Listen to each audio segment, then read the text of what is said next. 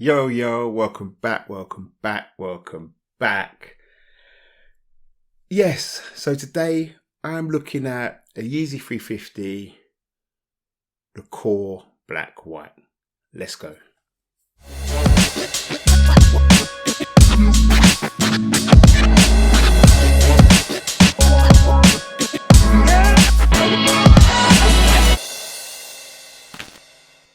Yes, welcome back everybody.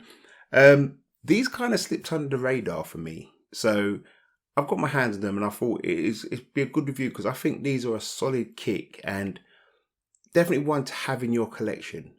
But just before we get into that, thank you everyone who's returned.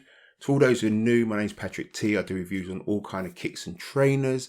I show you what the box looks like. I show you what's inside the box and basically show you what you're getting for your money. Hopefully. So if you haven't already, please subscribe and hit the notification bell. This video gives you context. Again, hitting the like button is free and I really appreciate it. But definitely leave your comments. Let me know what you think of the kicks. Let me know if it's one you're going to want in your collection or it's just a pass for you. You know, it doesn't matter. You know, we just talk and we talk about kicks. So, you know, that's what we do. But without further ado, let's just get straight into this. And we're talking about the Yeezy 350 version 2 core black white. I think that's what they're called, or core white black. But anyway, let's do what we normally do. Let's start with the box. So we have a standard 350 box. It's got the 350 printed on the top. All the branding on the sides as usual. It says Yeezy Boost 350 made by Adidas on both sides. On this side, it will have the label which says Yeezy Boost 350 version 2 core black, claw white, core black, but it says C black, C white, C black, but we know what it means, core. Inside you just got the brown. I was going to put it out, but it's just so noisy. It's just a slide drawer. You got the brown tissue paper, as you can see there. Moving on to the kick itself, let's do what we normally do and let's just start with the sole. You have the classic 350 sole at the bottom. It's got the boost inside there and you can see it says word boost embossed in it there. Moving up to the ball of the foot, you can see the boost underneath with all the grip, etc. That travels on around to the midsole or up towards the midsole and you've got all the lines going through as usual, as you usually get in the 350s.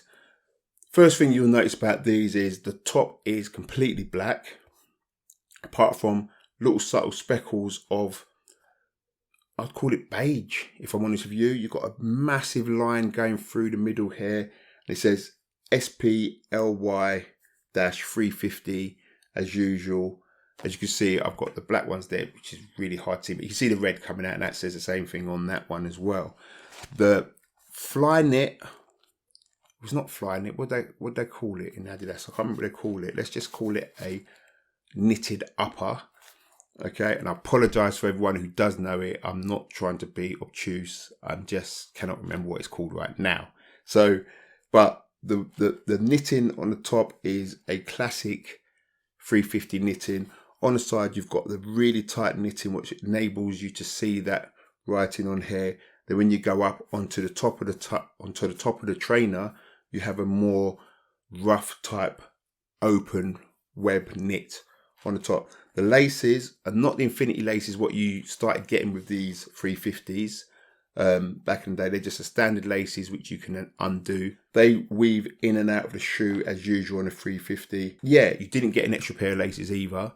They're the tube or rope type laces and they're just completely black.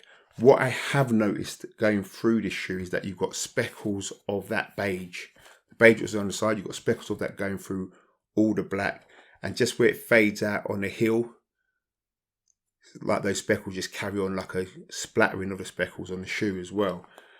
Insole is a classic Yeezy insole. We've got the Adidas and leaves and the Yeezy there. Underneath you've got the branding Adidas, as you can see, and that just travels. You've got some indents what travel down the sole. And once again, in terms of sizing, I always have to go a full size up when it comes to Yeezys because they, for me, become very narrow at the toe and that's what makes it uncomfortable. So I always go a full size up. I know people go true to size and some go half size up.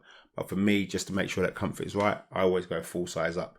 So if you haven't had them already, I would definitely say to you, you have to go, put it this way, because it is, if you go full size up, you won't be disappointed. It's not something you cannot wear. That's all I'd say to you. If you go half size, you know, you could risk it. But I would say go full size up. That way you can't go wrong. If we go back to the trainer now, obviously we've just talked about the heel and the way that line disappears or dissipates at the heel.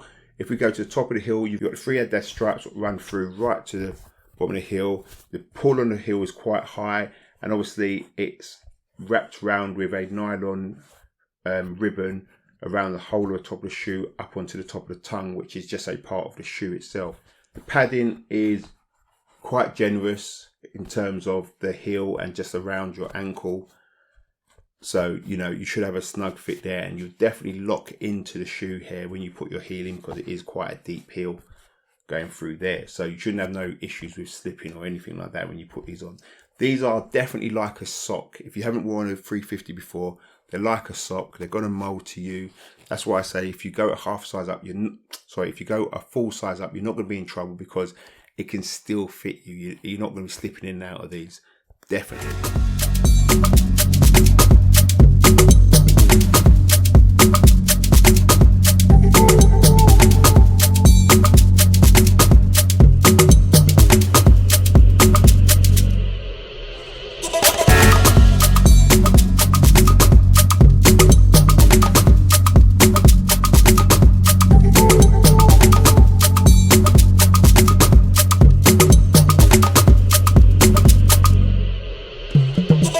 Just thought I'd have to have a look at these.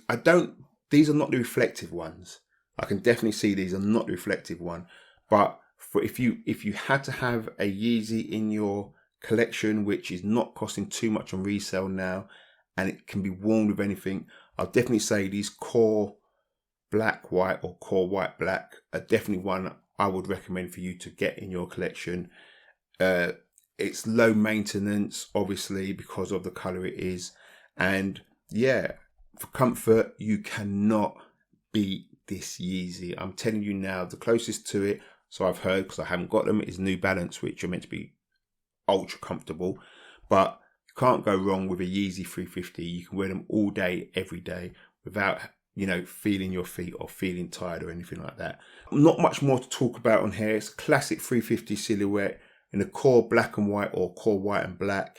Not reflective, really nice to the eye, really just an everyday kick if you need it. In terms of pricing, I don't think they're too much above resale. In fact, you probably might be able to even get these very near to resale, because the colour I don't think it's really sought after. So you won't be too bad on getting these, or, you know, if someone might just want to send them for resale. So, you know, it shouldn't be an issue. But that's it. That's me. We've got the Yeezy 350 core white, core black. If you haven't already, please like, subscribe, and hit the notification bell. Like I said to you, let me know if this one you want to have in your collection, or you have had and didn't like it. Whatever. Just have a conversation with me, and I always reply. So I'm out. Patrick T. Peace.